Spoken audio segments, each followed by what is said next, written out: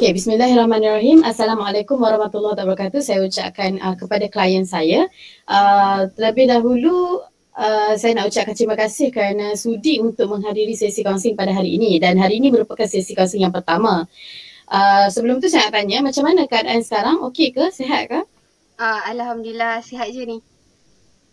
Sihat, Alhamdulillah. So, macam mana sekarang keadaan untuk menjalankan sesi? Adakah keadaan sekarang selesa? Alhamdulillah selesa. Even kita buat secara atas talian, saya dah cari tempat yang selesa untuk kita lakukan sesi pada hari ini.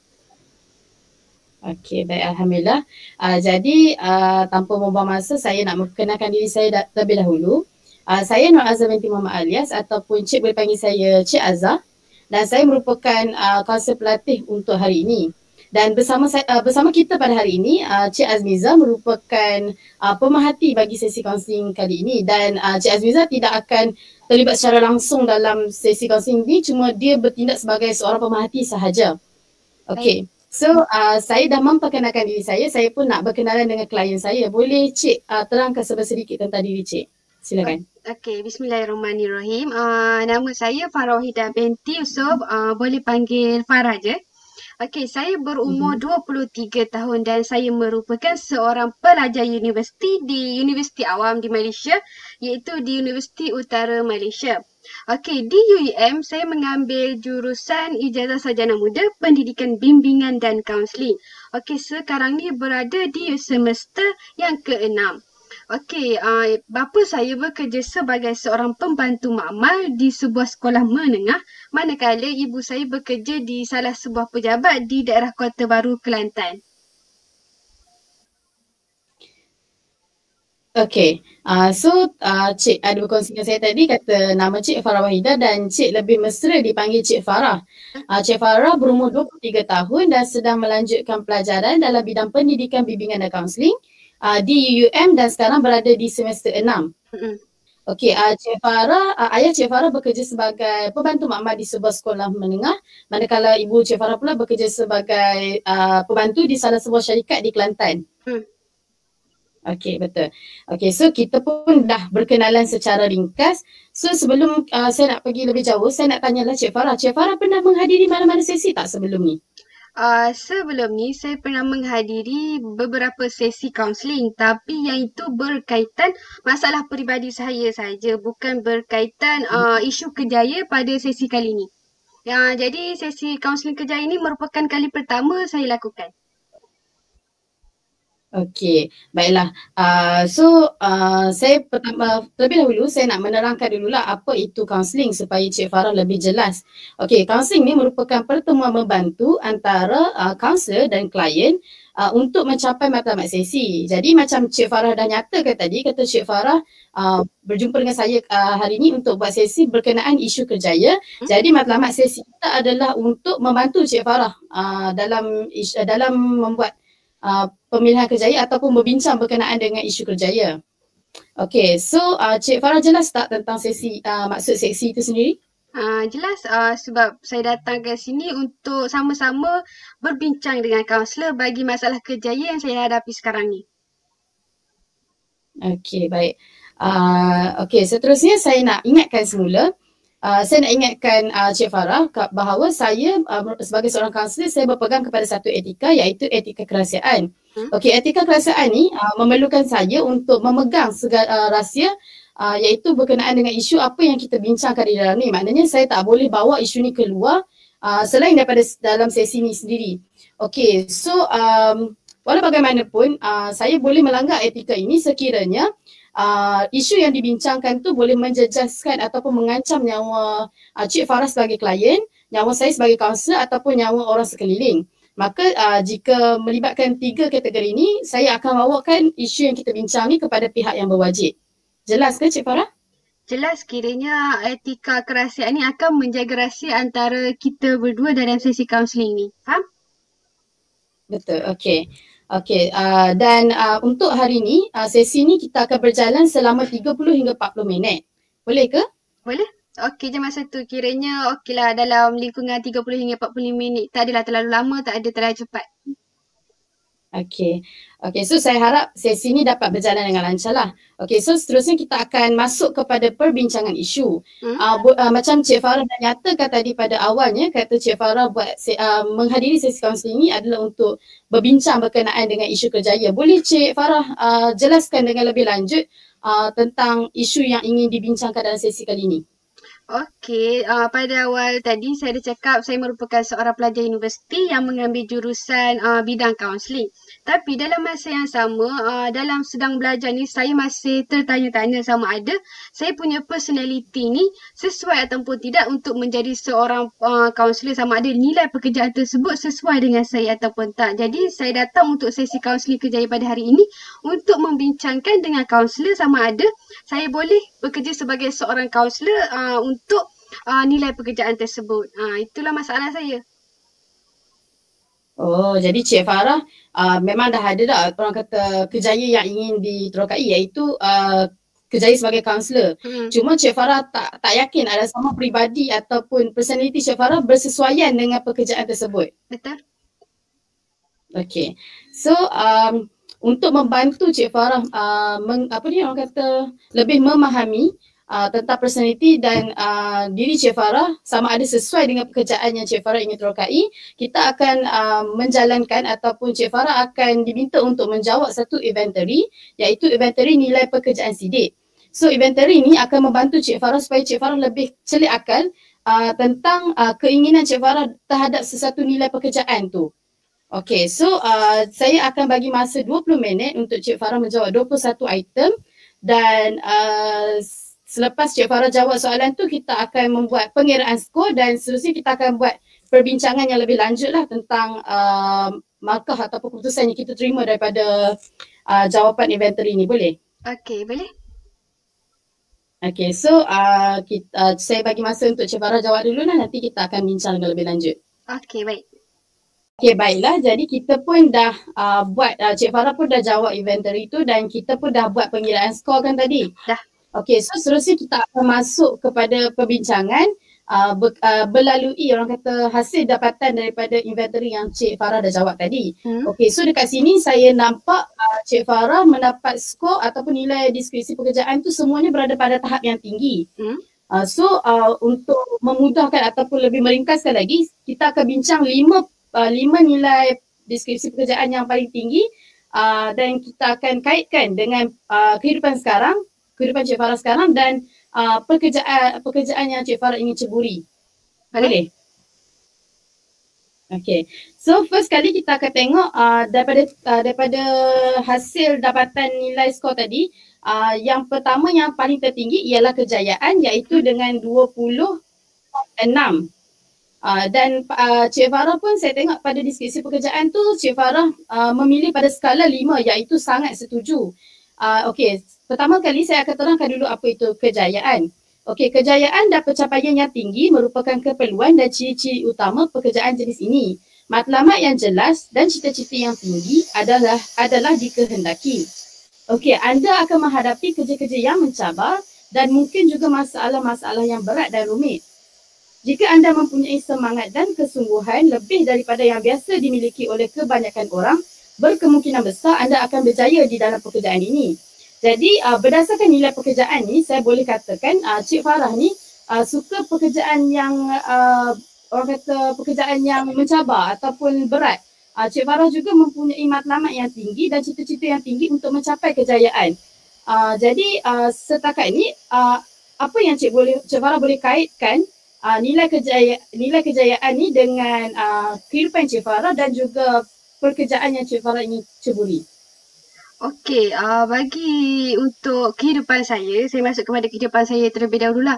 Okey, saya merupakan seorang yang suka akan cabaran. Okey, macam orang lain tak nak buat, saya yakin saya boleh buat.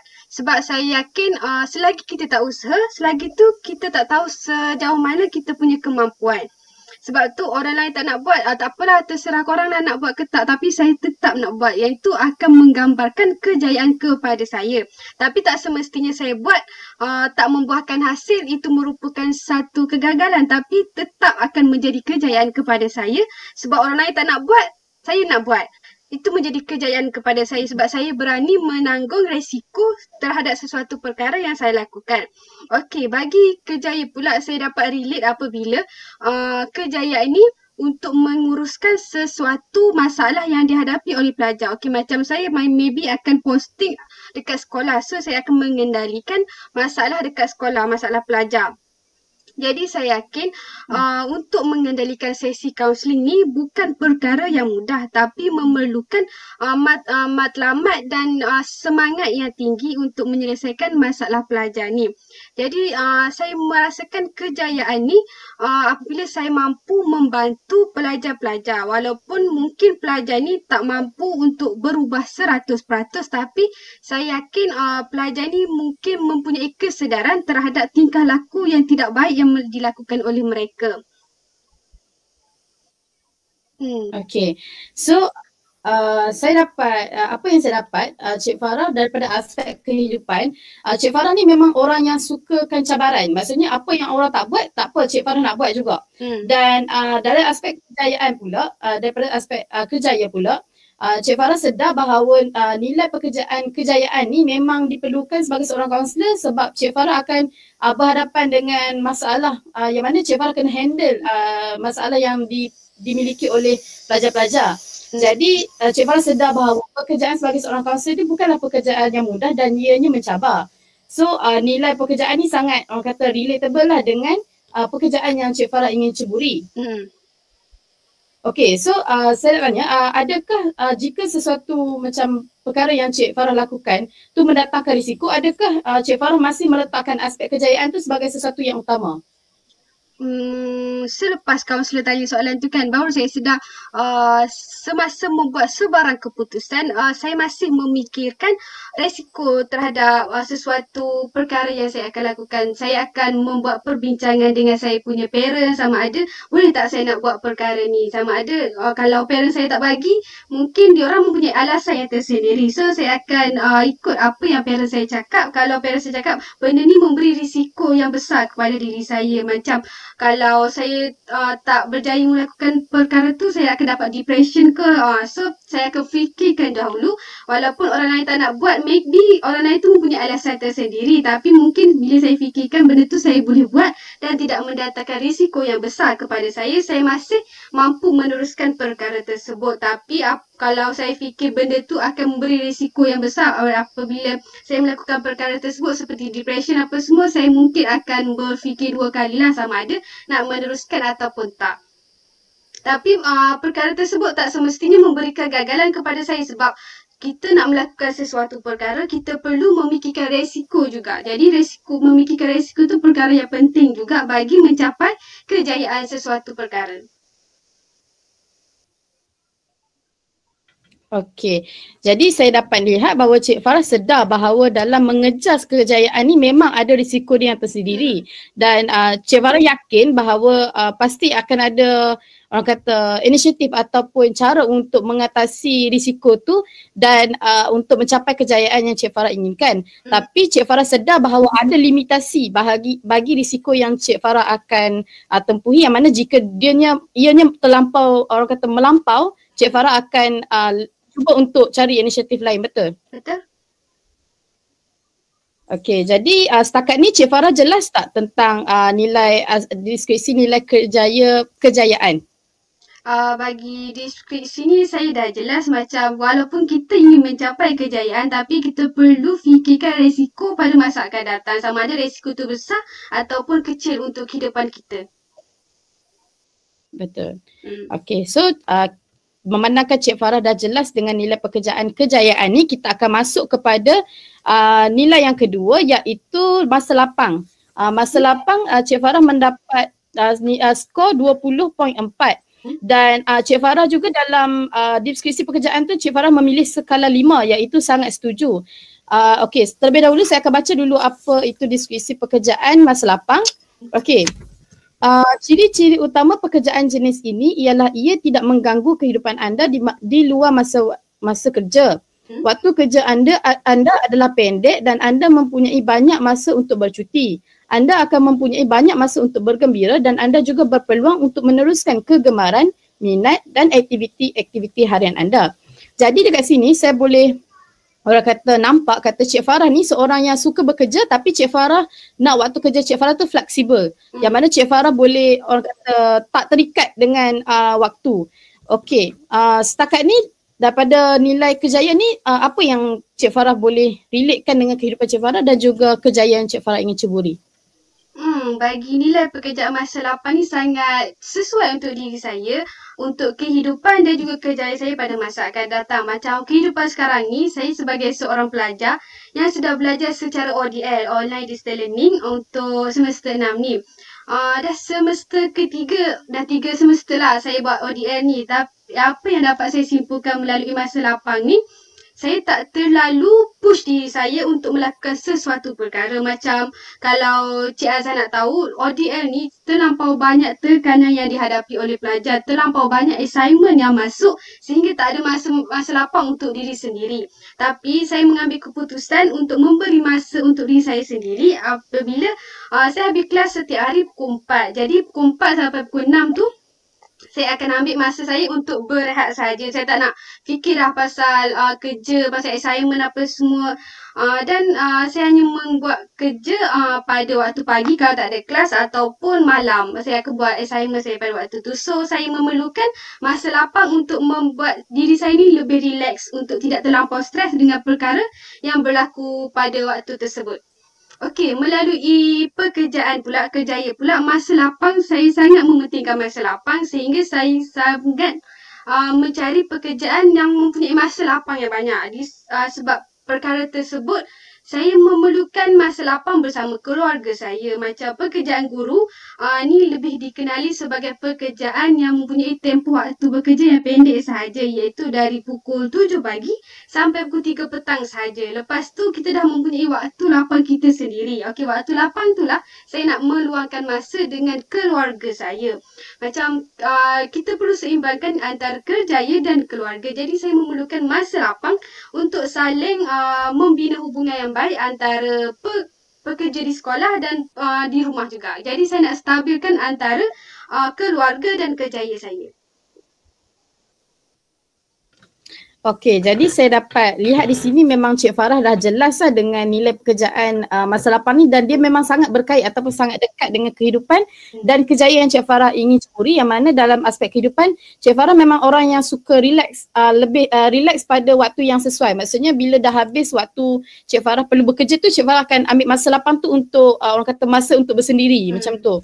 Dan dalam aspek pekerjaan pula Cik Farah pun dah memang tahu kata pekerjaan sebagai kaunselor sekolah ni khususnya memang dia ada waktu yang cikgu tu tak perlu pun ke sekolah. Jadi itu adalah waktu lapang untuk Cik Farah orang kata meluangkan masa bersama keluarga lah. Okey, jadi apa yang saya boleh nampak memang Cik Farah dah jelas lah tentang nilai pekerjaan bagi masa lapang ni. Okey, jadi seterusnya kita akan masuk kepada nilai pekerjaan yang seterusnya, iaitu keselamatan. Okey, keselamatan ni Cik Farah dapat skor 20.2. Dan pada deskripsi pun memang, deskripsi pekerjaan pun memang Cik Farah memilih pada skala 5, iaitu sangat setuju. Okey, so saya akan terangkan dulu apa itu keselamatan. Pekerjaan jenis ini membolehkan anda merasa bebas daripada kebimbangan, kehilangan pekerjaan dan punca pendapatan. Anda berasa selamat dengan perubahan-perubahan semasa yang berlaku di sekeliling anda kerana anda mengetahui kehidupan anda dan keluarga anda stabil, kekal dan boleh dijangkakan. Secara keseluruhannya, pendapatan anda tidak dipengaruhi oleh kesempitan hidup. Jadi setakat ni apa yang Cik Farah boleh relatekan nilai pekerjaan keselamatan ni dengan kehidupan dan kejayaan Cik Farah ingin ceburi? Okey, kalau berkaitan keselamatan ni, Cik Azhar pun boleh tengok saya dapat skor yang tinggi sebab saya mementingkan masa depan saya. Masa depan saya dan juga masa depan anak-anak saya. Seperti Cik Azhar tahu, dekat saya akan berkhidmat di sekolah, dan di sekolah ni perkhidmatan dia tidak mempunyai naik turun macam akan diberhentikan kerja sesuka hati ke. Ni guru ni akan diberhentikan kerja apabila melakukan kesalahan yang terlampau besar. Kalau dekat sekolah, guru ni tidak boleh diberhentikan sesuka hati. So saya rasa apabila saya memilih pekerjaan sebagai guru, saya mempunyai keselamatan yang tinggi, macam tak mudah diberhentikan kerja dan mengalami masalah kewangan.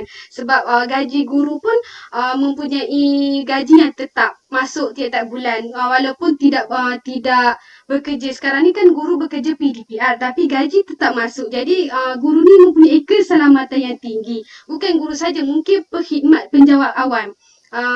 Tapi yang saya tahu, perkhidmat swasta pun akan selamat juga apabila dia mempunyai jawatan yang tetap. Jawatan yang tidak tetap ni saya risau, macam kalau saya bekerja sambilan, bila-bila masa je saya akan diberhentikan kerja apabila majikan tu tidak memerlukan saya. Jadi saya rasa jawatan sebagai seorang guru ni memberi keselamatan kepada saya. Tapi Cik Azhar jangan salah faham. Saya memilih pekerjaan guru ni memang minat saya daripada kecil lagi untuk berkhidmat kepada masyarakat. Tapi keselamatan tu berkaitan gaji tu elemen yang kedua. Tapi yang elemen yang pertama ni saya lebih suka berkhidmat dalam masyarakat untuk memberi khidmat kaunseling kepada orang, untuk mempengaruhi orang membuat kebaikan. Okey, jadi saya boleh nampak memang Cik Farah dah jelas dah, ataupun Cik Farah boleh kaitkan nilai keselamatan ni, nilai pekerjaan keselamatan ni dengan kehidupan Cik Farah, yang mana Cik Farah memang sentiasa membuat sesuatu tu Cik Farah memikirkan masa depan.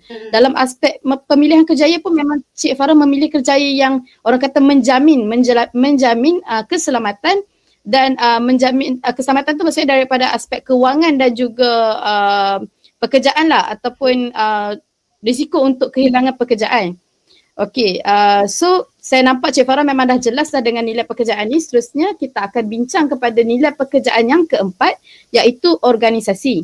Okey, pada organisasi ni Cik Farah mendapat skor 20.2 dan pada deskripsi pekerjaan pun memang Cik Farah memilih skala 5 juga, iaitu sangat setuju. Okey, saya akan terangkan dulu apa itu organisasi. Organisasi ialah salah satu prasyarat yang perlu ada untuk pekerjaan jenis ini adalah kebolehan anda menyusun dan menyelenggara barang-barang di bawah jagaan anda supaya kelihatan kemas dan teratur. Anda perlu menyusun segala peristiwa sama ada yang telah atau yang akan berlaku secara sistematik dan teliti. Dalam menjalankan tugas-tugas harian anda, kecuaian dan lalat kecil biasanya tidak dapat diterima. Kebolehan anda menyusun sesuatu kerja lebih awal dan terperinci adalah perlu dan amat ditekankan. Okey, so berdasarkan huraian ni saya boleh nampak yang Cik Farah ni memang seorang yang orang kata tersusun. Kalau Cik Farah nak buat kerja apa pun Cik Farah akan susun dulu pekerjaan Cik Farah. Maksudnya Cik Farah dah ada jadual sendiri. Okey, so setakat mana nilai pekerjaan ni dapat Cik Farah kaitkan dengan kehidupan dan kejayaan yang Cik Farah ingin ceburi? Okey, nilai organisasi dalam kehidupan saya boleh lihat secara jelas lah apabila saya menghadapi kelas secara atas talian ni kan. Pada awal tadi saya menceritakan pelajar ni terlampau banyak terima assignment sehingga tak tahu nak buat mana satu. Tapi saya mengambil keputusan untuk membuat list secara sistematik yang mana perlu didahulukan, yang mana lambat lagi nak submit. So dekat situ saya dapat tahu saya ni secara sistematik tahu macam mana untuk kendalikan situasi. Kan apabila kita buat list, kita tahu mana yang penting, mana yang tak penting. Tak penting tu kita ketepikan dahulu, kita ambil yang penting dahulu. Okey, yang pasal kejaya ni saya dapat relate apabila kaunselor ni memerlukan sesuatu sistem yang sistematik untuk mengendalikan sesuatu sesi kaunseling di sekolah. Macam setiap maklumat yang kita terima daripada klien, kita perlu simpan agar kita dapat merujuk kepada kemudian hari. Macam mana seorang kaunselor yang tidak sistematik nak kendalikan pelajar. Jadi seorang yang sistematik sangat diperlukan oleh seorang kaunselor bagi mengendalikan masalah klien. Okey, jadi apa yang saya boleh nampak Cik Farah memang orang kata dapat relatekan nilai pekerjaan organisasi ni dengan kehidupan dan kejayaan yang Cik Farah ingin ceburi. Yang mana Cik Farah kata dalam aspek kehidupan memang Cik Farah seorang yang yang suka pekerjaan tu tersusun. Sebab kan ODL kan sekarang kan Cik Farah kena buat banyak benda. So Cik Farah dah susun dah apa yang lebih penting, yang penting tu ke depan dulu, yang kurang penting tu ke belakang-belakang sikit kan. Okey, dan daripada aspek pekerjaan pun Cik Farah sedar bahawa nilai pekerjaan organisasi ni amat diperlukan sebagai seorang kaunselor, yang mana Cik Farah akan susun maklumat ataupun menjaga data-data yang diperolehi untuk sebagai rujukan pada masa akan datang. Betul? Betul. Okey, so kita akan masuk kepada nilai pekerjaan yang terakhir, iaitu sokongan.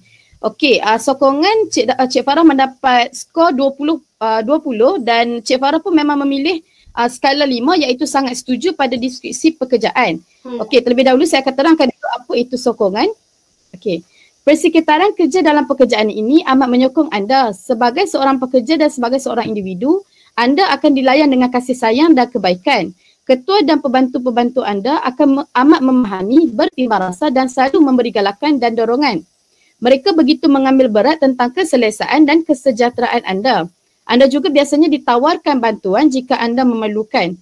Jadi saya boleh nampak yang berdasarkan orang kata nilai pekerjaan ni, Cik Farah ni merupakan seorang yang sangat orang kata mengambil berat tentang sokongan. Bila Cik Farah membuat satu pekerjaan tu, Cik Farah nak ada orang yang boleh menyokong perjalanan Cik Farah tu sendiri. Jadi setakat mana nilai ni boleh dikaitkan dengan kehidupan dan kejayaan Cik Farah ingin ceburi? Okey, untuk kehidupan dan kerjaya, tak semestinya saya dapat markah yang tinggi. Saya memerlukan sokongan 100% daripada orang sekeliling saya, tapi tidak dapat dinafikan manusia ni tidak lari daripada untuk mendapat perhatian atau sokongan daripada orang sekeliling. Kita nak melakukan sesuatu perkara menggunakan kudrat sendiri, mungkin tak 100% perfect, tapi pasti memerlukan sokongan daripada orang sekeliling. Macam sekarang, untuk kehidupan sebagai seorang pelajar, untuk menjadi seorang pelajar yang berdiri di kaki sendiri itu sangat susah sebab kita memerlukan assignment group. Even assignment secara individu pun kita masih memerlukan sokongan daripada kawan kita untuk terangkan balik kalau kita terlos dalam kelas. Jadi sokongan untuk kehidupan ni sangat penting, bukan sahaja seorang pelajar, even kita sebagai seorang masyarakat individu, kita masih memerlukan sokongan untuk meneruskan hidup. Kalau tak ada sokongan, macam hidup kita macam tak perfect lah, kita nak hidup sendiri dalam dunia ni. Okey, macam untuk kerjaya pula sebagai seorang kaunselor, saya tidak nampak dinafikan kalau kaunselor ni memerlukan sokongan daripada orang atasan ataupun guru-guru sendiri. Macam sebelum ni, saya ada buat rancangan orientasi sekolah dekat sekolah menengah. Jadi dekat situ saya dapat perhatikan bahawa kaunselor ni perlu berbaik-baik dengan orang lain, macam berbaik-baik dengan guru-guru juga. Kalau kaunselor ni terlampau sombong untuk tidak berkomunikasi dengan orang lain, macam mana kaunselor nak berkomunikasi bagi menyelesaikan masalah pelajar? Jadi sokongan tu perlu, tapi tidak terlampau untuk mengharapkan sokongan. Macam kita memerlukan sokongan apabila kita memerlukan bantuan. Okey. Jadi apa yang berdasarkan perkongsian Cik Farah tadi, saya dapat lihatlah memang Cik Farah dapat kaitkan nilai pekerjaan ni dengan kehidupan dan kerjaya yang Cik Farah ingin ceburi. Yang mana dalam aspek kehidupan Cik Farah sebagai seorang pelajar, kehidupan Cik Farah sebagai seorang pelajar sekarang, Cik Farah amat memerlukan sokongan terutamanya daripada kawan-kawan dan juga pensyarah untuk orang kata menjalani sesi pembelajaran dengan lebih lancar. Dan dalam aspek pekerjaan pula, Cik Farah memang sedar bahawa sebagai seorang kaunselor, khususnya kaunselor sekolah, Cik Farah amat memerlukan sokongan daripada pihak sekolah, sama ada daripada pihak atasan ataupun pihak guru, untuk orang kata membantu Cik Farah supaya Cik Farah dapat mengenal pasti ataupun mendapat maklumat yang dapat digunakan untuk membantu masalah pelajar. Okey, so dapat saya simpulkan kat sini, Cik Farah sememangnya sudah memahami nilai pekerjaan dan Cik Farah memang memilih nilai pekerjaan yang bersesuaian dengan personaliti dan juga kejayaan Cik Farah ingin ceburi. Setakat ni ada apa-apa isu yang berbangkit ataupun ada apa-apa yang Cik Farah ingin katakan? Buat masa sekarang saya dah jelas berdasarkan kita dah bincangkan 5 nilai pekerjaan tersebut. Jadi saya dapat rasakan bahawa saya mungkin boleh jadi seorang kaunselor yang baik sebab nilai tersebut sangat relevan dengan diri saya. Okey. Jadi saya pun sebenarnya saya dapat nampak memang Cik Farah memang sangat sesuai lah kerjaya yang Cik Farah pilih sebagai seorang kaunselor sekolah, kerana nilai pekerjaan yang Cik Farah pilih tu memang sangat diperlukan sebagai seorang kaunselor. Jadi dekat sini saya boleh nampak yang Cik Farah dah mula jelas dan yakin untuk teruskan pemilihan kerjaya Cik Farah tu dan menjadi seorang kaunselor yang baik pada masa yang akan datang. Jadi masa pun sebenarnya dah mencemburui kita. Saya rasa kita akan tamatkan sesi kita pada hari ini. Cuma saya nak ingatkan sekali lagi tentang etika kerasaan, yang mana apa yang kita bincangkan hari ini hanya sekadar di dalam sesi ini sahaja. dan ianya boleh etika ni boleh dilanggar ataupun terbatas sekiranya ianya berkaitan dengan 3 kategori yang saya sudah terangkan pada awal tadi. Jadi sekiranya Cik Farah ingin melakukan sesi yang kedua ataupun sesi lanjutan, Cik Farah boleh membuat temu janji dengan saya dan kita akan susunlah balik orang kata nak buat sesi yang kedua ke dan sebagainya. Okey, jadi setakat ini saja saya akhiri sesi kaunseling kita dengan Assalamualaikum warahmatullahi wabarakatuh. Waalaikumsalam.